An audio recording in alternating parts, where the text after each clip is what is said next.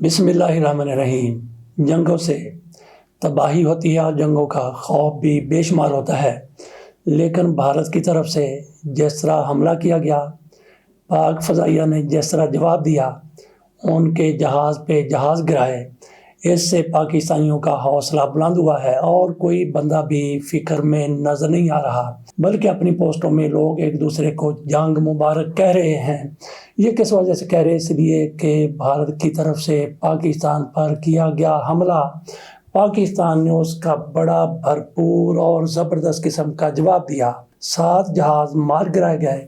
DGISPR की तरफ से खसूसी तौर पे प्रेस कॉन्फ्रेंस की गई। उन्होंने भी बड़े जज्बाती अंदाज में कहा कि हमने 5 इंडिया के जहाज़ मार गिराए हैं, और इसके साथ साथ उन्होंने कहा कि 10 मज़ीद भी गिरा सकते थे, लेकिन बाकियों को जाने दिया। तो पाकिस्तान में जिस तरह से जंग का खौफ होना चाहिए था, बिल्कुल भी नहीं है। अमूमन सुबह मैं ऑफिस आते हुए अपना एक मोबाइल कैमरे के तौर पर इस्तेमाल करता हूँ, गाड़ी के आगे लगा देता हूँ, वो पूरी की पूरी वीडियो बना लेता है। आज भी मैंने ऐसा ही किया रूटीन के मुताबिक। कहीं पे किसी किस्म का सड़क पर कोई असर, कोई फ़र्क किसी बाज़ार में नज़र नहीं आया। लोगों की वही सरगर्मियाँ थी, लोग उसी तरह से अपने कामों पर जा रहे थे। मोदी सरकार की तरफ से पाकिस्तान पर हमला तो कर दिया गया, लेकिन जैसे ही उसका जवाब आया, मोदी साहब की धोती गीली हो गई और गीली धोती छोड़कर मोदी साहब भाग गए। ये अलामती तौर पर बात की जा रही है। अमली तौर पर तो ऐसा नहीं होता कि मोदी साहब धोती छोड़कर भाग जाएं, लेकिन वो राह फरार इख्तियार कर गए। कैसे? पाकिस्तान की तरफ से ज़बरदस्त जवाब दिया गया और लाइन ऑफ कंट्रोल पर भी भारत की तरफ से शरारती की जा रही थी। पाकिस्तान ने वहाँ भी भरपूर जवाब दिया।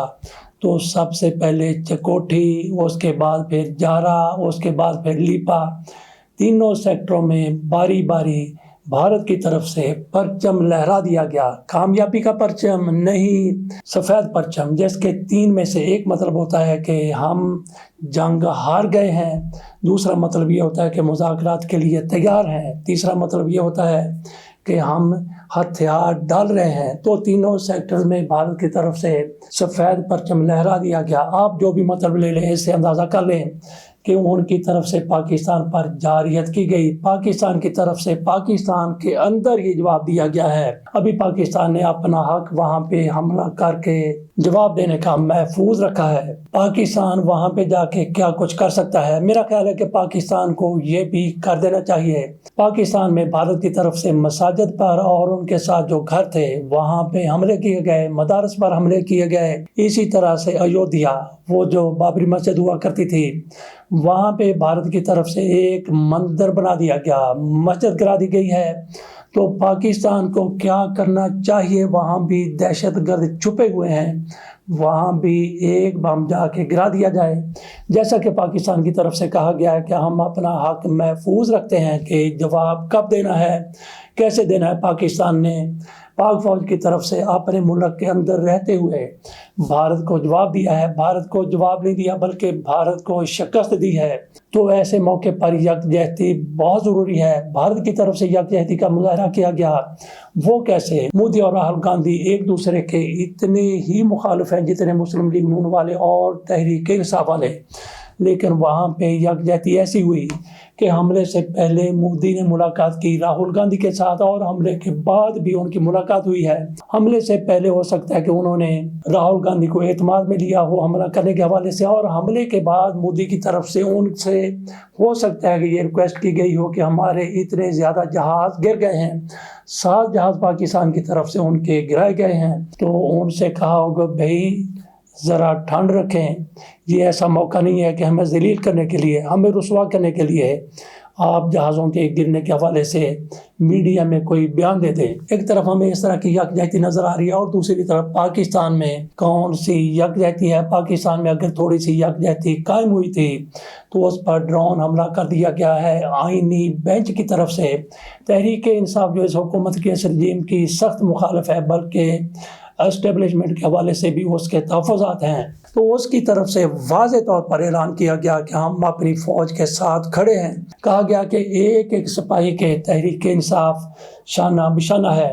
تو یہ زبردست قسم کی یکجہتی تھی، یگانگت تھی، لیکن آئینی بینچ کی طرف سے ایسے موقع پر فیصلہ کر دیا گیا، وہی جو ملٹری کورٹس میں سیویلینز کا ٹرائل ہے، جناب امین الدین صاحب کی سربراہی میں فیصلہ ہوا اور بحال کر دیا گیا وہ قانون جو ملٹری کورٹس بنانے کے حوالے سے تھا، جس میں سیویلینز کا ٹرائل ہونا ہے۔ اس حوالے سے 2 ججوں کی طرف سے اس کی مخالفت کی گئی، ایک تو مندو خیر ہیں اور دوسرے بھی بلوچستان سے آئے ہوئے جج صاحب ہیں نعیم افغان، ان کی طرف سے مخالفت کی گئی، جبکہ جناب امین الدین صاحب ان کے ساتھ تھے، شاہد بلال حسن ان کے ساتھ تھے، حسن اظہر رضوی ان کے ساتھ تھے، محمد علی مظہر اور ان کے ساتھ ہی مسرت حلالی صاحبہ، ان کی طرف سے جائز قرار دے دیا گیا کہ ملٹری کورٹس میں سیویلینز کا ٹرائل ہو سکتا ہے۔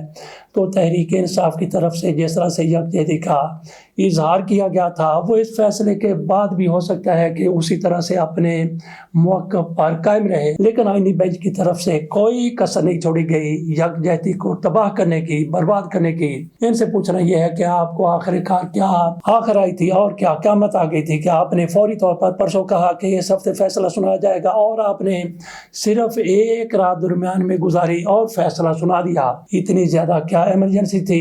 بہرحال یہ کچھ بہتر ہی ہوا ہے کہ فیصلہ اس طرح کہا گیا کہ ملٹری کورٹس میں ٹرائل ہوا کرے گا، اور اٹارنی جنرل کی طرف سے ایک موقع پر یقین دلایا گیا تھا کہ جناب جو بھی فیصلہ ہوگا ملٹری کورٹس کی طرف سے اس کی اپیل کی جا سکے گی ہائی کورٹس میں اور پاکستان کی عدالتوں میں، لیکن اب کہا گیا ہے کہ نہیں، ایسا نہیں ہوگا۔ اب اپیل کا حق نہیں دیا گیا، بلکہ اس بینچ کی طرف سے کہا گیا ہے کہ آئین میں ترمیم کرتے ہوئے لوگوں کو حق دیا جائے کہ وہ کورٹس میں جا سکتے ہیں فوجی فیصلے کے خلاف۔ تو ویسے میرا خیال ہے کہ فوجی عدالتوں میں اگر کیس جاتے ہیں، ان سے تو بہت بہتر ہے، ایسی عدالتوں سے بہت بہتر ہے جو کسی کے کہنے پر ایسے بڑے بڑے فیصلے کر دیتی ہیں جو لوگوں کی زندگیوں سے بھی وابستہ ہوتے ہیں۔ ملٹری کورٹس میں فیصلے ہوتے ہیں 1 مہینے میں، 2 مہینے میں، بلکہ چند دن میں فیصلے ہو جاتے ہیں، اور اپیل کا حق ہوتا ہے آرمی چیف کے پاس۔ اگر یہ حق کورٹس کو دے دیا جائے تو یہی عدالتیں بہت بہتر ہیں، کیونکہ فیصلے فوری طور پر ہو جایا کریں گے، اور پھر ہائی کورٹ میں، سپریم کورٹ میں یا کسی بھی کورٹ میں اپیل کا حق ہوگا، نظر ثانی کا حق ہوگا، اور وہاں سے وہی فیصلے آئیں گے جو حق اور سچ کے مطابق ہوں گے۔ ان سے تو جان چھوٹ جائے گی جو کمپرومائز ہو کے جج صاحبان فیصلے کرتے ہیں۔ باقی تھوڑی سی بات کر لیتے ہیں سلامتی کمیٹی کے اجلاس کی۔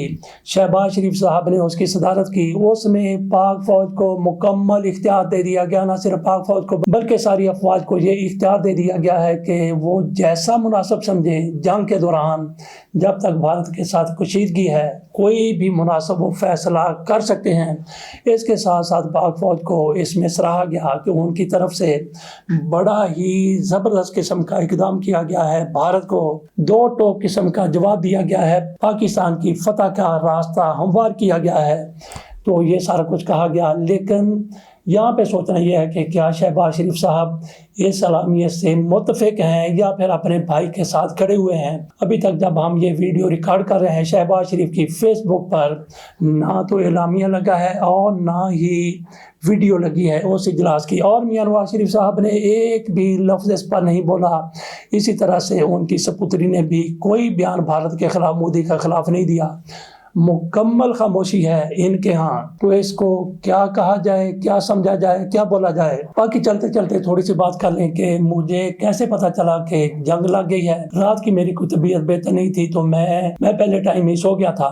تو صبح جب میں جاگا ہوں تو بچوں کی طرف سے کہا گیا، 4 بچے ہیں اسکول جانے والے، چاروں نے آ کر بتایا کہ آج اسکول سے چھٹی ہے، پاکستان اور انڈیا کی جنگ لگ گئی ہے، اس لیے آج ہماری چھٹی ہے۔ بچے خوش ہو رہے تھے، بچوں کو نہیں پتا کہ جنگ کیا ہوتی ہے، انہیں اپنی چھٹی کی خوشی تھی۔ تو اس طرح سے مجھے پتا چلا کہ پاکستان اور انڈیا کے سینگ پھنس گئے ہیں، اور تھوڑی دیر کے بعد یہ بھی پتا چل گیا کہ سینگ جو پھنسے تھے، بھارت کے سینگ ٹوٹے ہیں، اور بھارت اپنی تمبی چھوڑ کر، گیلی دھوتی چھوڑ کر، گیلی پینٹ چھوڑ کر راہ فرار اختیار کر گیا ہے۔ تو یہاں پہ آخر میں ہم نے یہی بات کرنی ہے کہ عدالتوں کو تھوڑا سا احساس کرنا چاہیے کہ آپ فیصلے کریں، آپ کے فیصلوں کے لوگ منتظر ہیں، لیکن تھوڑا صبر بھی کر لیں۔ ایسے موقع پر ایسے فیصلے تو نہ کریں جو قومی یکجہتی پر، قومی اتحاد پر، قومی یگانگت پر ڈرون حملہ تصور کیا جائے۔ اس کے ساتھ اجازت دیجیے، اللہ حافظ۔